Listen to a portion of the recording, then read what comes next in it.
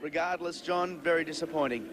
Oh, mate, what can you say? I mean, the biggest problem with this place is that there's too many once-a-year drivers. And, I mean, you know, Dick was minding his own business and got torpedoed. It's just this is like $1 million sport, and I think the licensing standards are, you know, leave a bit to be desired, don't they?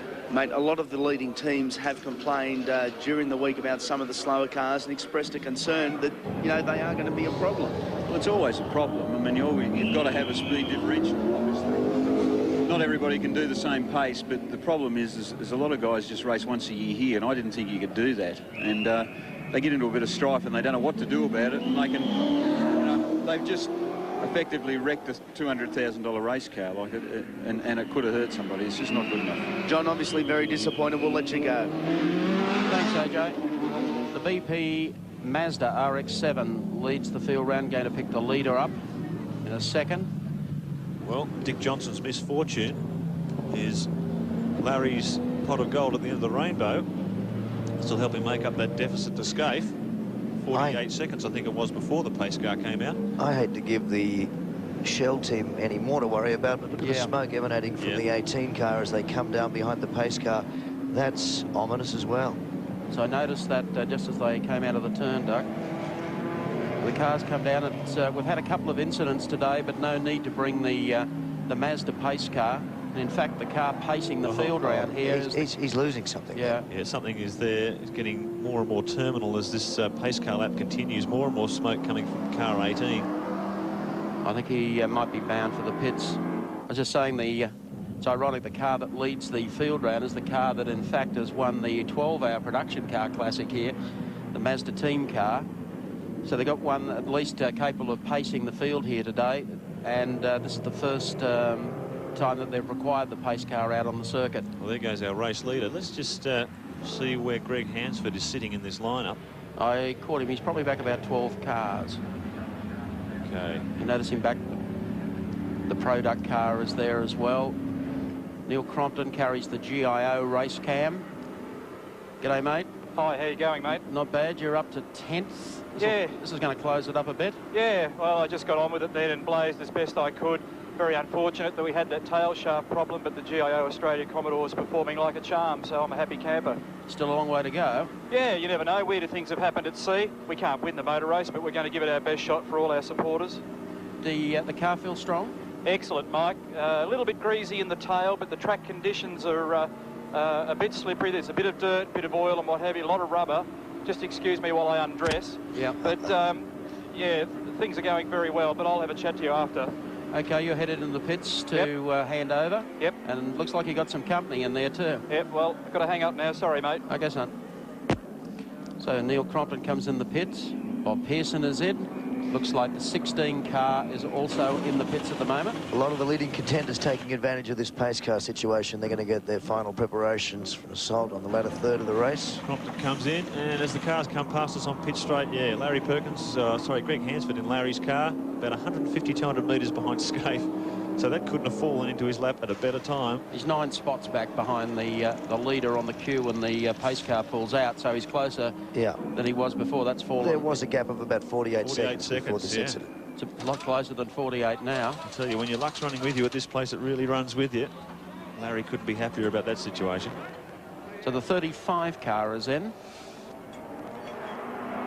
The order still unchanged, with Mark Scaife leading from Greg Hansford. As they came across the line, the electronic scorer, the Dorian system, the split 6 seconds. 6 seconds, yeah. On the behind the pace car. Then it's car number 16 that was running in 3rd spot, 15 in 4th, and Glenn Seaton to 5th. Behind them, the second of the Freddie Gibson Motorsport cars, number 2, Brabham and Olofsson. The Quick Stores car is now up to 7th. Brabham in the second of the PJ cars moves to 8th. Dick Johnson goes out, was running in 9th. And car number 12 was running in 10th spot. Good old Brocky flashing the Triple M logo for all the world to see. Can you hear us, Brocky? Sounds like Mulray. It's wonderful to see you there flashing the colours. Well, I stopped for a while, so it's a bit of a handicap race, I guess, isn't it? They've got a fair jump on us, but look, first things first, I've seen Dick's car. It looks pretty horrific. How's Dick? Dick looks like he might have hurt his ankle, Brocky, and he had 2 impacts with the wall. He went in, out, back in again, and I'd say he's probably hurt his neck too. He seemed to be in a bit of pain last time we saw him. He's up and walking about, but he's not a happy camper.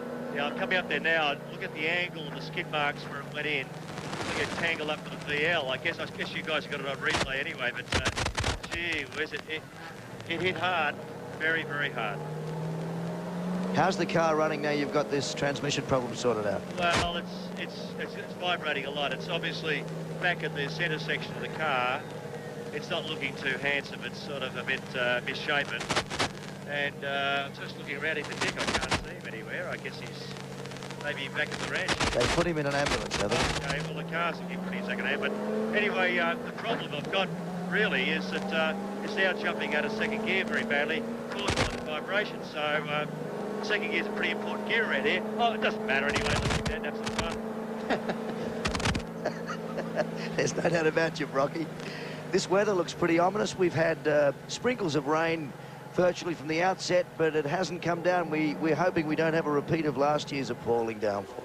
Well, I know, it was just a joke last year. We all prayed to get the race over and done with, but there's such a good scrap going on between Larry and Scapey and Richo that, and now that the pace car's out, of course, Larry will be back within, well, I suppose... 6 seconds. 6 seconds, but, well, once the race starts, he's got a few slower cars there, but it's going to be close, isn't it?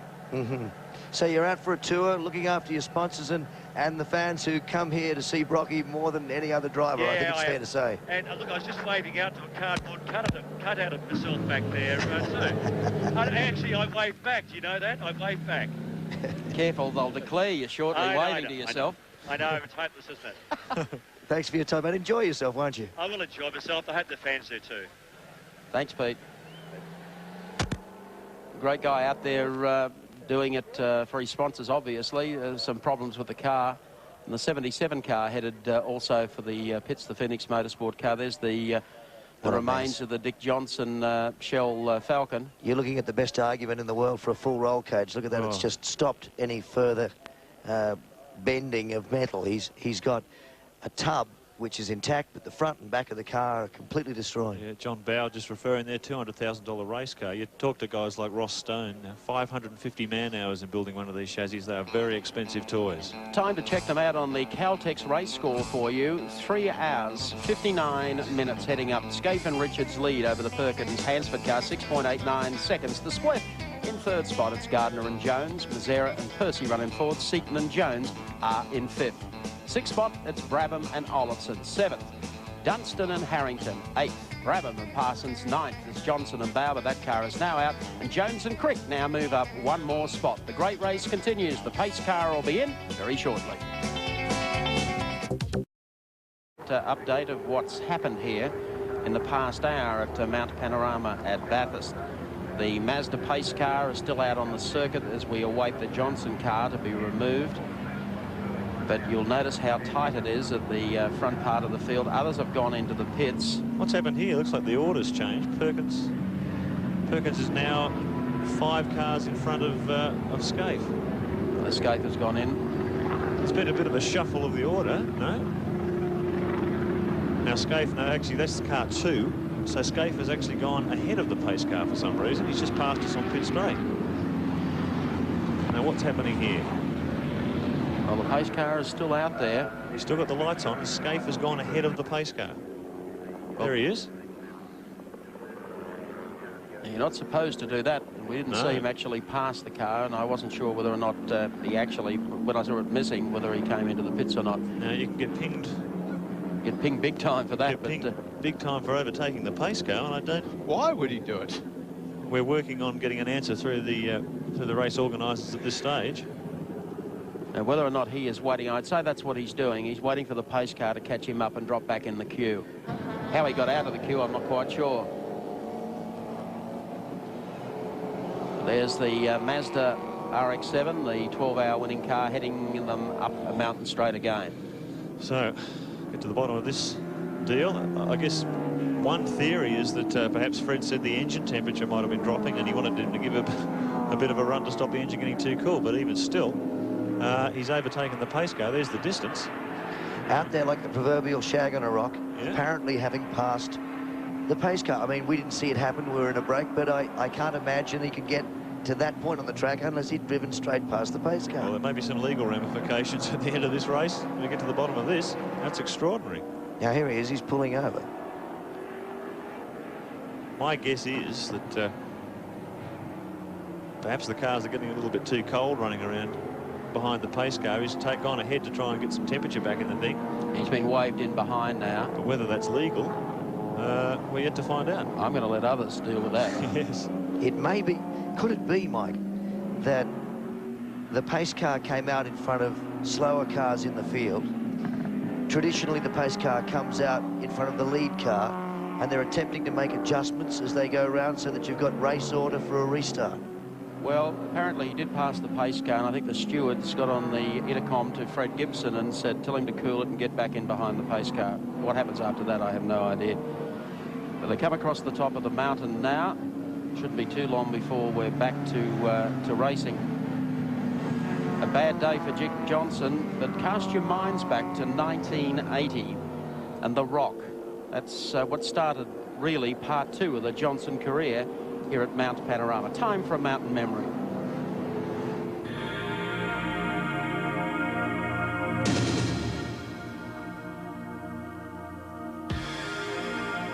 "1980. Australia was both horrified and fascinated by the mysterious disappearance of baby Azaria Chamberlain from a tent near Ayers Rock. And the world's biggest democracy installed as its president a former Hollywood movie actor with a predilection for Grecian 2000. At Bathurst, a wayward Rock entered the gallant bid by true blue privateer Dick Johnson to win the great race. A tearful Johnson told Seven's huge audience he wouldn't be returning to Heartbreak Hill, but changed his mind when sympathetic supporters committed a total of $72,000 to the Queenslander for a new car. While rock star Johnson certainly stole the limelight, the race fell to Peter Brock and Jim Richards, doing it nicely for Holden. Yes, back in 1980. That was the first major problem for Dick Johnson with the Falcon here at Mount Panorama, and I'm sure he's not going to forget 1993. He won't be allowed to.